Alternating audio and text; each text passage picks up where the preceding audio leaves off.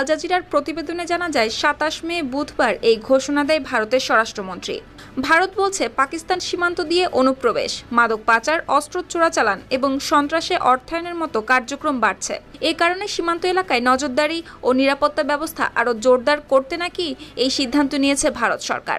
এমনকি ভারতের স্বরাষ্ট্র মন্ত্রণালয়ের এক বিবৃতিতে বলা হয়েছে, আন্তর্জাতিক সীমান্তের ০ থেকে ১৫ কিলোমিটারের মধ্যে অবৈধ নির্মাণের বিরুদ্ধে জিরো টলারেন্স নীতি কঠোরভাবে বাস্তবায়নের নির্দেশ দিয়েছে অমিত শাহ।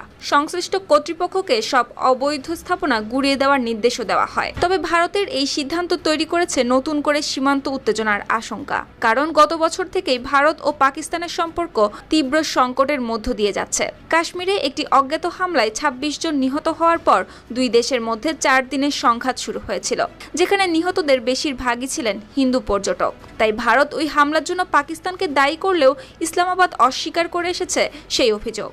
এরপর দুই দেশের মধ্যে পাল্টাপাল্টি ভারী গোলাবর্ষণের ঘটনাও ঘটে, যেখানে নিহত হয় আরও অন্তত ৭০ জনেরও বেশি মানুষ। আর এখন এই সিদ্ধান্তের ফলে সীমান্ত এলাকা ঘিরে পরিস্থিতি আরও সংবেদনশীল হতে পারে বলে মনে করছেন বিশ্লেষকরা। বিশেষ করে প্রায় ৩,৩০০ কিলোমিটার দীর্ঘ ভারত পাকিস্তান সীমান্ত ঘিরে নতুন উত্তেজনার আশঙ্কাও উড়িয়ে দেওয়া যাচ্ছে না। কাশ্মীর সংঘাতের রেশ কাটতে না কাটতেই এবার পাকিস্তান সীমান্তে কঠোর পদক্ষেপ নিল ভারত। সীমান্ত থেকে ১৫ কিলোমিটারের মধ্যে থাকা সব অবৈধ স্থাপনা ভেঙে ফেলার নির্দেশনা দিয়েছে দেশটির স্বরাষ্ট্রমন্ত্রী অমিত শাহ।